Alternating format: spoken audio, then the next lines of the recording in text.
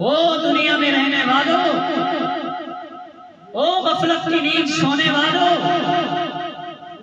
ओ गफलत की चादर तान के सो जाने वालों, वो आका, वो अल्लाह के प्यारे, वो अल्लाह के प्यारे महबूब सल्लल्लाहु अलैहि वसल्लम, जिनके लिए अल्लाह ने ये सारा कायनात का निजाम बनाया और सजाया। लौला लमा खलक़तुल अफ़लाक, अल्लाह रब्बुल आलमीन फरमाते हैं, ऐ महबूब सल्लल्लाहु अलैहि वसल्लम, अगर आपको ना बनाना होता तो ये कायनात को वजूद ना बख्शता। तो कायनात का वजूद प्यारे आका अलैहिस्सलातु वस्सलाम की वजह से है। आका अलैहिस्सलाम वजह तख्लीक़े कायनात हैं। लेकिन अरबी के शायर कहते हैं कि जब वो हस्ती जिनके लिए अल्लाह ने ये आसमान, ये जमीन, ये सारी कायनात बनाई, सारी कायनात का निजाम बनाया, मुझे और आपको अल्लाह ने वजूद बख्शा, जब वो इस दुनिया की जाहिरी जिंदगी को छोड़कर हकीकी जिंदगी की तरफ चले गए, तो दलीलन अला गालिबा, तो ये इस बात की दलील है कि इस दुनिया में अल्लाह की जात के सिवा किसी को बका नहीं है। कुल्लु मन अलैहा फान व यबका वजहु रब्बिका जुल जलाली वल इकराम, बका सिर्फ और सिर्फ एक अल्लाह की जात है। तो अल्लाह रब्बुल आलमीन ने फरमाया, इन्नल मौत अल्लज़ी तफ़िर्रून, जिस मौत से तुम बचते हो, भागते हो, फ़इन्नहु मुलाक़ीकुम, वो मौत तुम्हें आकर रहेगी। सुम्मा तुरद्दून, फिर तुम्हें लौटाया जाएगा। कहाँ? इला आलिमिल गैबि वश्शहादा, उस जात की तरफ जो तुम्हारे पोशीदा और तुम्हारी जाहिरी जिंदगी सबको जानता है, उस जात की तरफ तुम्हें लौटाया जाएगा। सुम्मा युनब्बिउकुम बिमा कुंतुम तअमलून, फिर वो अल्लाह तुम्हारे आमाल तुम्हारे सामने कर दे। जिंदगी में उठने वाला एक एक कदम, एक एक बोल अल्लाह के यहाँ महफूज है, और अल्लाह रब्बुल आलमीन हमारे एक एक अमल और एक एक बात जो हमने अपनी इस जुबान से अदा की, उसका अल्लाह के यहाँ हिसाब देना पड़ेगा। नबी अकरम सल्लल्लाहु अलैहि वसल्लम फरमाते हैं, ये जुबान है ना, जुबान, ये हदीस मुबारक में आता है, अलैहिस्सलाम ने फरमाया कि जब इंसान सुबह के वक्त उठता है ना, तो इंसान के तमाम आज़ा जो हैं हाथ बांध के खड़े हो जाते हैं जुबान के आगे, कि अपनी इस जुबान से कोई बोल ऐसा ना बोलना कि क़यामत के दिन हमें अल्लाह की अदालत में, अज़ाब में, सजा में जलना पड़े। नबी अकरम सल्लल्लाहु अलैहि वसल्लम फरमाते हैं कि इंसान के जिस्म के दो आज़ा ऐसे हैं कि अगर वो ठीक हो जाए, ठीक तरीके से चले, तो अब अलैहिस्सलाम ने फरमाया कि मैं गारंटी देता हूँ, जमानत देता हूँ, उसको जन्नत में दाखिला दिला देगा। उनमें से एक अलैहिस्सलाम ने फरमाया ये जुबान। और हदीस मुबारक में आता है, नबी अकरम सल्लल्लाहु अलैहि वसल्लम फरमाते हैं, इग़तनी खम्सन क़ब्ल खम्सिन, 5 चीजें ऐसी हैं जिनको 5 चीजों से पहले गनीमत समझो। शबाबुका क़ब्ल हरामिक, जवानी ये अल्लाह की बहुत बड़ी नेमत है। बुढ़ापे से पहले पहले जवानी को गनीमत समझो। जवानी ताकत का जमाना है, जवानी कुव्वत का जमाना है, और इस ताकत और कुव्वत के गुरूर और नशे में मस्त होकर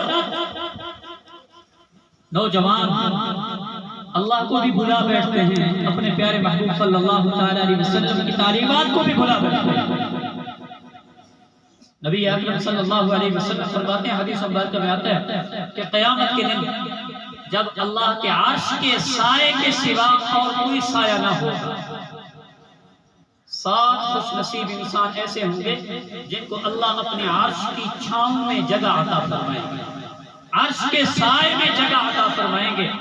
उनमें आप अलैहिस्सलाम ने फरमाया एक वो जवान भी होगा जिसने अपनी जवानी और ताकत और कुव्वत का जमाना अल्लाह को राजी करने में और अल्लाह के प्यारे महबूब सल्लल्लाहु अलैहि वसल्लम को राजी करने के अंदर गुजारा होगा। वो नौजवान खुशनसीब भी अल्लाह के अर्श की छांव में जगह अल्लाह उसको अता फरमाएगा। तो आप अलैहिस्सलाम ने फरमाया शबाबुका क़ब्ल हरमिक,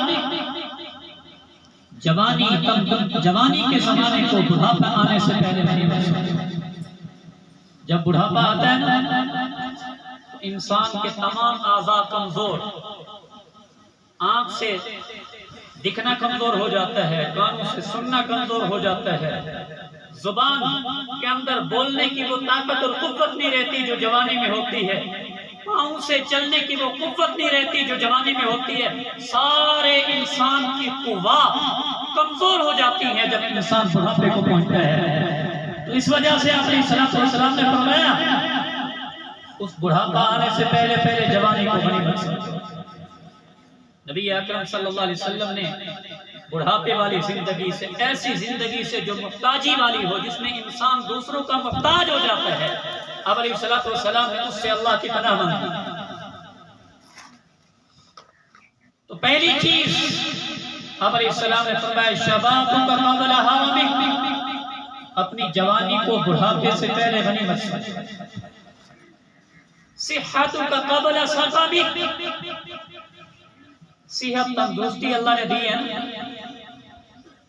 वो हमारे यहाँ एक मकूला ज़रबुल मसल बन चुका है कि सेहत 1000 नेमत है, तंदुरुस्ती 1000 नेमत है। क्योंकि तंदुरुस्ती की हालत में इंसान वो कुछ कर सकता है जो बीमारी की हालत में नहीं कर सकता। तो इस वास्ते आप अलैहिस्सलाम ने फरमाया सिहतुका क़ब्ल सक़मिक, अपनी सेहत और तंदुरुस्ती के जमाने को बीमारी से पहले गनीमत समझो। वफ़राग़ुका क़ब्ल शुग़लिक, नबी अकरम सल्लल्लाहु अलैहि वसल्लम ने फरमाया कि अल्लाह ने फरागत के लम्हात अता फरमाए हैं। आजकल हमारी नौजवानों के फरागत के लम्हात को सर्फ करने के, गुजारने के लिए अजीब तर्ज है, अजीब तरीका है। थोड़ी सी फुर्सत क्या मिल जाती है हमारे जवानों को, कहते हैं कि फलां फिल्म देखने में ये फुर्सत के लम्हात को क्या करते हैं, गुजार, फलां ड्रामा देखने में ये फुर्सत के लम्हात गुजार दें, अपने यारों के साथ, दोस्तों के साथ, नौजवानों के साथ आवारागर्दी के अंदर ये फुर्सत के लम्हात को गुजार दें। नबी अकरम सल्लल्लाहु अलैहि वसल्लम ने फरमाया वफ़राग़ुका क़ब्ल शुग़लिक, फरागत और फुर्सत के लम्हात अल्लाह ने दिए हैं ना, तो उनको मसरूफियत से पहले गनीमत जानकर रब को राज़ी करने में उन फुर्सत के लम्हात को गुजारें। वग़िनाका क़ब्ल फ़क़रिक, नबी अकरम सल्लल्लाहु अलैहि वसल्लम ने फरमाया कि अल्लाह ने मालदारी अता फरमाई है। ये मालदारी, वुसाअत, ये भी अल्लाह की नेमत है।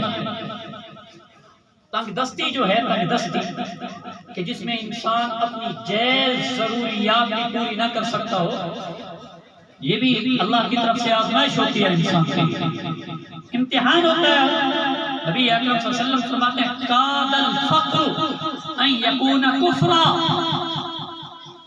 करीब है कि तेरा फक़र, तेरी तंगदस्ती तुझे कुफ्र तक पहुंचा दे।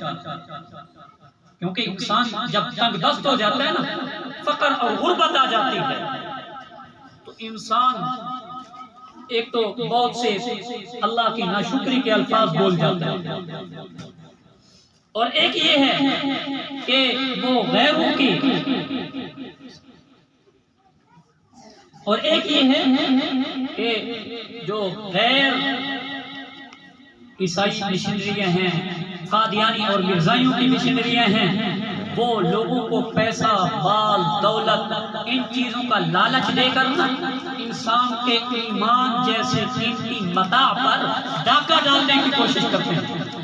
बहुत से NGOs हैं हमारे मुल्क में जिनका मकसद सिर्फ ईसाइयत की तबलीग है।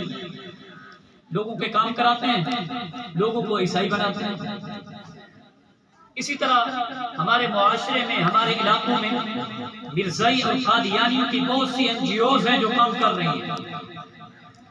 उनका काम क्या होता है? नौजवानों के माल दौलत का लालच देते हैं, लड़कियों का लालच देते हैं, कारोबार का लालच देते हैं, मुख्तलिफ लालच देकर लोगों के ईमान जैसे कीमती मता को छीनने की कोशिश करते हैं, जिसकी वजह से फकर और तंगदस्ती में जो लोग मुब्तला होते हैं ना, वो भी उनकी बातों में आकर उनके अकायद और नजरियात को अपनाकर अपने ईमान जैसे कीमती मता से हाथ धो बैठते हैं।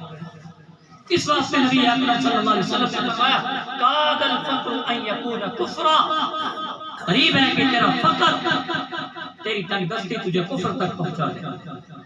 इस वजह से नबी अकरम सल्लल्लाहु अलैहि वसल्लम फरमाते हैं, वगिना का क़ब्ल फ़क़रिक, अल्लाह ने मालदारी दी है ना, वुसात दी है, तो उसको फकर, गुर्बत और तंगदस्ती से पहले गनीमत समझो। व हयातुका क़ब्ल मौतिक, और नबी अकरम सल्लल्लाहु अलैहि वसल्लम ने फरमाया, जिंदगी को मौत से पहले गनीमत समझो। जिंदगी ये अल्लाह की कीमती नेमत है। इस वजह से हमारे हजरात उलमाए कराम औलिया अल्लाह फरमाते हैं, ये जो दुनिया की जिंदगी है ना, ये आखिरत की जिंदगी से भी कीमती है। दुनिया की जिंदगी आखिरत की जिंदगी से कीमती है, क्योंकि आखिरत की जिंदगी का दारोमदार इसी दुनिया की जिंदगी के ऊपर है। दुनिया में अच्छा काम करेंगे, आखिरत की जिंदगी अच्छी बनेगी। और खुदा न खास्ता दुनिया में अच्छे काम ना किए, रब को नाराज किया, रब के प्यारे महबूब सल्लल्लाहु अलैहि वसल्लम को नाराज किया, तो आखिरत की जिंदगी में नुकसान उठाना पड़ेगा। इस वजह से अलैहिस्सलाम ने फरमाया, व हयातुका क़ब्ल मौतिक, अपनी जिंदगी को मौत से पहले गनीमत समझो। और मैं गुजारिश करूंगा उन जवानों से कि जिनके वालिदैन हयात हैं, जिंदा हैं, वालिदैन से बढ़कर कायनात में अल्लाह रब्बुल आलमीन की इंसान को कोई कीमती नेमत इंसान के पास नहीं है। ईमान के बाद सबसे कीमती नेमत इंसान के पास उसके माँ बाप हैं। जिनके माँ बाप जिंदा हैं, खिदमत कर लो, माँ बाप को राजी कर लो, माँ बाप को खुश कर लो। अल्लाह पाक के प्यारे महबूब सल्लल्लाहु अलैहि वसल्लम फरमाते हैं, रिज़ल रब्बी फी रिज़ल वालिद, अर्श पर चाहते हो कि रब राजी हो ना, फर्श पर माँ बाप को राजी कर लो, अर्श वाला रब राजी होता है। वसखत रब्बी फी सखतिल वालिद, और अगर फर्श पर रब नाराज हो गया तो अर्श वाला रब भी नाराज हो गया।